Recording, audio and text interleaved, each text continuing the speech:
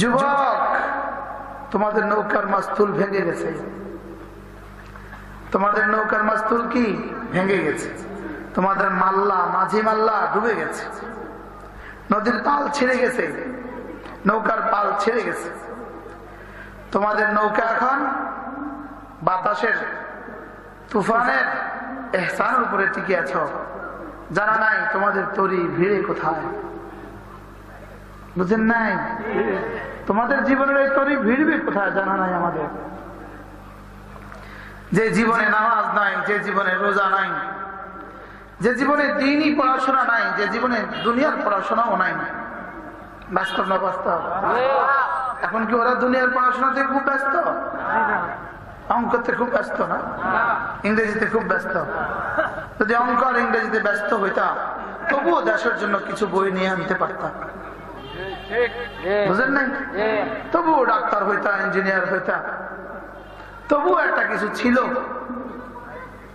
লেকিন এখন আর তোমাদের সামনে কিছুই নাই। তুফান তোমাদেরকে যেখানে আশ্রয় ফেলে দেয় সেখানে তোমাদের পরিণতি যা ঘটে যায়। বলেন না বাস্তব না বাস্তব? বুঝতেছেন কিছু? তোমাদের এখন মোবাইলে তোমাদের শেষ সম্বল। এটা তোমাদের ফাইনাল সিদ্ধান্ত যে মোবাইলে আমার জীবন, মোবাইলে আমার মরণ, মোবাইলে আমার দিন, মোবাইলে আমার রাত, এটাই আমার সকালবেলা, এটাই আমার দুপুর বেলা, এটাই আমার রাত্রিবেলা, এটাই আমার সন্ধ্যাবেলা, এটাই আমার রাত 3টা, এটাই আমার রাত 2টা। বাস্তব না বাস্তব? বলে যদি এই জাতিকে এখান থেকে উদ্ধার করা না যায়, এই জাতির ফিউচার ভয়াবহ। কি বলেছি বলেন? জাতির ফিউচার কি? তোমাদের সামনে একটা রাস্তা আছে, হয় রিক্সা অথবা অটো। কিন্তু রিক্সা আর অটো কয়টা চালাবা? প্যাসেঞ্জার কত হবে আর রিক্সা কত হবে? কি রাগ করছেন কেউ? প্রাইমারি স্কুলের ছেলে ওর হাতেও মোবাইল, হাই স্কুলের ছেলে ওর হাতেও মোবাইল। 4 বছরের মেয়ে বাচ্চা। তো বাবা আমাদেরকে কি বলে? হুজুর আমি যা বুঝি না ও তার চেয়ে ভালো বুঝে। তাই বলে অপেক্ষা থাকেন, অচিরে আপনাকে বলবে goodbye my dear father, good bye.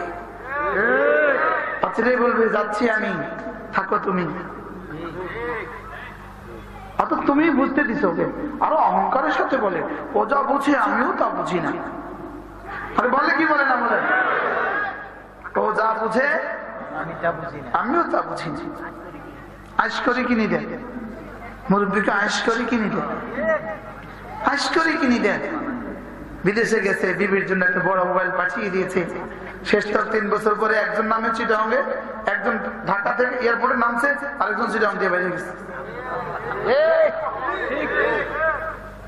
হ্যাঁ, আর তা করেছো তোমার, তুমি করেছো তোমার মোবাইল দিয়ে।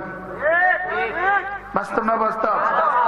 হ্যাঁ, মোবাইল কত ছেলেকে মাহারা করে দিয়েছে, কত স্ত্রীকে স্বামী হারা করে দিয়েছে, কত স্বামীকে স্ত্রী হারা করে দিয়েছে। হ্যাঁ, কত চাকরিজীবীর চাকরি ছুটে গেছে, কত ইমাম সাহেবের চাকরি ছুটে গেছে। বাস্তব না বাস্তব? কত হাফেজ সাহেবের চাকরি ছুটে গেছে। হ্যাঁ, খতিব সাহেবের চাকরি ছুটে গেছে। আমি বলি এটা এত গজব, এত গজব, এটা সরাসরি দাজ্জালের বাহন। কি বলছি বলেন? দাজ্জালের কি বাহন? এটা দাজ্জালের বাহন, দাজ্জালের সওয়ারি। এটাই সেটা কিনা দাজ্জালের বাহন হবে, চোখ দৃষ্টি যদ্দূর যায় সেখানে। এটাই সেটা কিনা আল্লাহ জানে, এটাই সেটা কিনা। এজন্য হ্যাঁ, আমাদের বলারও আর সুযোগ কবে হয়, আর কয়দিন বলতে পারি তাও তো বলা যায় না। তাও তো কি, তাও তো আর বলা যায় না। আর এই শব্দগুলো আর বলবে কে? কি এগুলো আর বলবে কে? হ্যাঁ, কি অপরাধ হযরত মাওলানা খালিদ সাইফুল্লাহ আইয়ুবী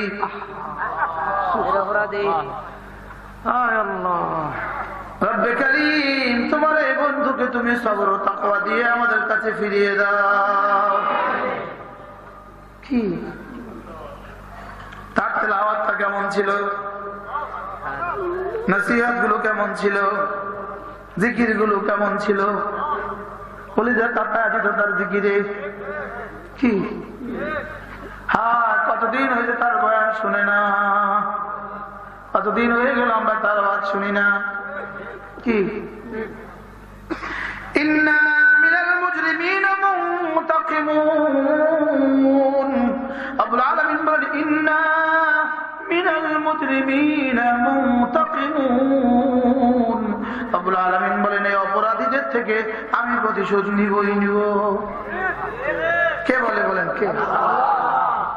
হ্যাঁ, এদেরকে প্রতিশোধ নিতে গিয়ে, এই জালেমদেরকে প্রতিশোধ নিতে গিয়ে যদি করোনা পাঠিয়ে দেয় আমরা তো কেউই আর বাঁচতাম না। কি ভাই কর না? যদি প্রতিশোধ নিতে গিয়ে অমিক্রণ পাঠিয়ে দেয় আর বাঁচবে কে? এই জন্য আল্লাহ তাআলা গজব আর আযাব থেকে আমাদের সকলকে বাঁচান। কি গজব মাথার উপরে লেগেছে, আযাব আসে যেই কারণে, ওই কারণ ভুলে গিয়া যেই কারণে আযাব মুছে দেওয়া হয়, যেই কারণে আযাব রুখে দেওয়া হয়, যেই কারণে আযাবকে রুখে দেওয়া হয়, ওই কারণটাকে তারা মনে করছে আযাবের কারণ। মসজিদ আযাবের কারণ না, মাদ্রাসা আযাবের কারণ না, জিকিরের মসজিদ আযাবের কারণ না, আযাবের কারণ না, মাহফিল গুলো আযাবের কারণ না, জিকিরের মসজিদ আযাবের কারণ না, আমাদের মসজিদ গুলো আযাবের কারণ না, আমাদের মাদ্রাসা আযাবের কারণ না, ওই দুর্নীতির আখড়া গুলো আযাবের কারণ, ওই চুরির আখড়া গুলো আযাবের কারণ, এই ঘুষ আর জুয়ার আখড়া গুলো আযাবের কারণ, ওই সিনেমার নগ্ন ছবিগুলো আযাবের কারণ, রাস্তায় রাস্তায় রাস্তায় মাহফিলের পোস্টার গুলো আযাবের কারণ না, সিনেমার পোস্টার গুলো আযাবের কারণ। মাহফিলের পোস্টার দিয়ে আযাব আসে না, মাহফিলের পোস্টার দিয়ে আযাব আসবে না, মাহফিলের পোস্টার দিয়ে আযাব আসে না, সিনেমার পোস্টার দিয়ে আযাব আসে। কি আযাব আসে কেন? কারণকে মনে করেছে ঔষধ, আর ওষুধে মনে করছে কারণ। কি কারণটা মনে করছে কি, আর ওষুধে মনে করছে কি? কি হায় হায় হায় হায়। জিকিরের মজলিস কায়েম করো ঘরে ঘরে, কুরআন কারীমের তালিম কায়েম করো ঘরে ঘরে, এদেশে আযাব আসবে না। আল্লাহর কসম, কুরআন কারীম বুকে নিয়ে বলি, আল্লাহর কসম, বাংলাদেশের এই আকাশের নিচে এই জমিনের উপরে এখনো আমরা করোনা থেকে যতটা মুক্ত আছি শুধুই কুরআন কারীমের বরকতে, শুধুই এদেশের মাদ্রাসাগুলোর বরকতে, শুধুই এদেশের নুরানি মাদ্রাসাগুলোর বরকতে, শুধুই এদেশের হেফজখানাগুলোর বরকতে, শুধুই এদেশের কাওয়ি মাদ্রাসাগুলোর বরকতে, শুধুই এদেশের তাবলীগ ওয়ালাদের বরকতে, শুধুই এদেশের চরমা জিকির ওয়ালাদের বরকতে, শুধুই জিকির ওয়ালাদের বরকতে, কোরআন ওয়ালাদের বরকতে। সুবহানাল্লাহ বলবেন না? রাগ করতেছেন কেউ? এই কথাগুলো আকাশে বাতাসে ছড়িয়ে দাও। মাদ্রাসা করোনা হওয়ার কারণ নয়, মসজিদ করোনা হওয়ার কারণ নয়, করোনা হওয়ার কারণ অন্য জায়গায়, করোনা হওয়ার কারণ অন্য জায়গায়। কি বুঝেন নাই কথা? করোনা হওয়ার কারণ কোথায়? মসজিদ, মাদ্রাসা। আল্লাহ আমাদেরকে বুঝ দিয়ে দাও, আমাদেরকে বুঝ দিয়ে দাও। জাতির ইউটিউব গুলোকে নিবেন, জাতির ইউটিউবের চ্যানেল গুলোকে ঠিক করো, জাতির ফেসবুক গুলোকে ঠিক করো, জাতির যুবকদের হাত থেকে এগুলো সরিয়ে দাও। সুবহানাল্লাহ বলবেন না? জাতির ছেলেদেরকে পড়াত লাগাইয়া দাও, ক্লাস 10-এর ছেলেগুলোকে 1200 নম্বরের পরীক্ষা চাপাইয়া দাও। বুঝেন না কথা? ইন্টারমিডিয়েটের ছেলেগুলোকে 1200 নম্বরের পরীক্ষা চাপাইয়া দাও, ফেল করলে কি করো? ভার্সিটির ভর্তি বন্ধ ঘোষণা দিয়ে দাও। তাইলে দেখবা কেমনে ফেসবুক চলে যায়, বই খুলে ফেলে, করোনা চলে যায়। কি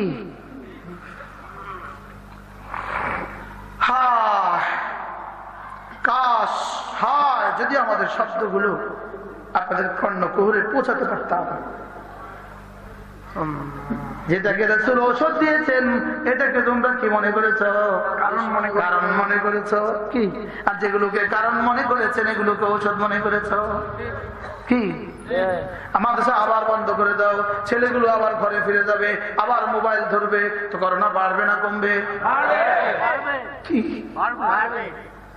আর মাদ্রাসাগুলো চালু রাখো, ছেলেদেরকে কোরআন কারীম পড়তে বাধ্য করে দাও, ইনশাআল্লাহ করোনা হবে না। জিকিরের মসজিদগুলো ঘটা করে করে জিকিরের মসজিদ কায়েম করো, গ্রামে গ্রামে জিকিরের মসজিদ কায়েম করো। করোনা বলবে আমি গেলাম। কি বলবে বলেন? ছোটবেলায় আপনারা দেখে থাকবেন আমাদের মুরব্বীরা যারা আছেন 40 ঊর্ধ্ব, আগে কলেরা আসতো, কলেরা ডায়রিয়া আসতো নি, তো গ্রামে গ্রামে খতম পড়তো নি, গান গাইতো না জিকির করতো, আবার বলেন গান গাইতো, ছবি চাইতো, মাগিয়ে পরে জিকির করতো, করতো নি করতো না? বলে এগুলো পুরাতন কথা, এগুলো সেকেলের কথা, এগুলো এখন আর নতুন নতুন এই একটা ডিজিটালের যুগে ওগুলো চলে না। ডিজিটাল যুগে শুধু ছবি চলে, ডিজিটাল যুগে শুধু শুধু ছবি চলে। এই ছেলে ভালো করে মেট্রিক পাস করতে হবে, তবে খবরদার বই ধরিস না, সারাদিন ফেসবুকে থাকিস। আপনি বুঝেন না? এই ছেলে ভালো কলেজে তোকে ভর্তি হইতে হবে, বই পড়তে হবে না, তুই ফেসবুকে থাকিস, শেষে তো অটো পাস করবি, অসুবিধা।